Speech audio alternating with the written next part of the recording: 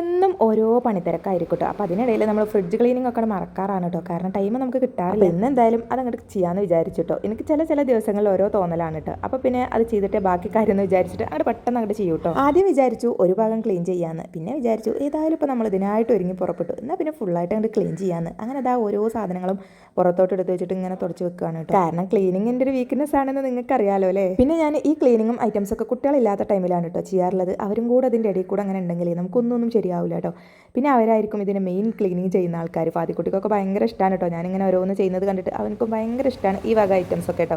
പിന്നെ അവൻ്റെ അടുത്ത് ചെയ്യേണ്ടതെന്ന് പറഞ്ഞാൽ അവനെ തെറ്റിപ്പോകും. അപ്പോൾ പിന്നെ ഞാൻ എന്തായാലും അവരില്ലാത്ത ടൈമിലാണ് കേട്ടോ അതിന് നിൽക്കുന്നത്. പിന്നെ എനിക്ക് ക്ലീൻ ചെയ്യുകയാണെങ്കിൽ അതിൻ്റേതായ ഇതിൽ ഒക്കെ തുറന്ന് ഫുൾ എടുത്തിട്ട് വേണം കേട്ടോ ക്ലീൻ ചെയ്യാൻ. അല്ലാതെ ജസ്റ്റ് നമ്മളൊന്നും ഇങ്ങനെ തുടച്ചിടുമ്പോൾ എനിക്ക് അതുകൊണ്ട് തൃപ്തിയാവില്ല കേട്ടോ. പിന്നെ എൻ്റെ ഒരു സ്വഭാവം എന്ന് വെച്ചാൽ ഞാൻ ഫ്രിഡ്ജ് നിറച്ച് എല്ലാ സാധനങ്ങളും കുത്തിത്തിരികെ വെക്കാറൊന്നുമില്ല കേട്ടോ. എന്തെങ്കിലും അത്യാവശ്യ സാധനങ്ങളുണ്ടെങ്കിൽ മാത്രമേ ഞാൻ വെക്കാറുള്ളൂ കേട്ടോ. പിന്നെ നമുക്ക് രാത്രിയൊക്കെ ചോറൊക്കെ ബാലൻസ് ഉണ്ടെങ്കിൽ അതൊക്കെ വെക്കുന്നല്ലാതെ എല്ലാതും വെച്ച് കുത്തി നിറക്കാറൊന്നുമില്ല. പിന്നെ ഇപ്പോൾ ഇന്ന് ക്ലീൻ ചെയ്യാനുള്ള മെയിൻ കാരണം എന്ന് പറഞ്ഞാൽ നാളെ നമ്മുടെ വാർപ്പാണ്. അതിന് അത്യാവശ്യം നല്ലപോലെ തണുത്ത വെള്ളം വെക്കാനുള്ള സ്പേസ് വേണം. അപ്പോൾ അതിന് കുറച്ച് സ്പേസും കൂടെ ഉണ്ടാക്കണം. പിന്നെ രാത്രിയായി അപ്പോഴേക്കും അവിടുന്ന് നല്ല ബഹളം കേൾക്കുന്നുണ്ട് കേട്ടോ. ചെന്നപ്പോൾ അവർ രണ്ടുപേരും പഠിക്കുന്ന ഭയങ്കര സൗണ്ടാണ് കേട്ടോ. അപ്പോൾ രണ്ടുപേർക്കും ഒരു ബുൾസൈ വേണമെന്ന് പറഞ്ഞപ്പോൾ ജസ്റ്റ് അതൊന്നും ഉണ്ടാക്കി കൊടുക്കും. പച്ചനെല്ലിക്ക പിന്നെ എനിക്ക് കിട്ടിയാലും ഞാനത് കഴിക്കാതിരിക്കൂലെന്നും നിങ്ങൾക്ക് അറിയാലോ. ഇനി കുറച്ച് പണിയും കൂടെ ബാക്കിയുണ്ട് കേട്ടോ. അതായത് നമ്മുടെ ഉള്ളി തൊലിക്കൽ, കാരണം നമ്മുടെ വാർപ്പാണ് കേട്ടോ. അപ്പോൾ ഉള്ളി ഞാൻ ഒറ്റയ്ക്കല്ല കേട്ടോ തൊലിച്ചത്, കുഞ്ഞാക്കിയും കൂടെ ഹെൽപ്പ് ചെയ്തിട്ടുണ്ടായിരുന്നു കേട്ടോ. അപ്പോൾ ബാക്കി നാളെ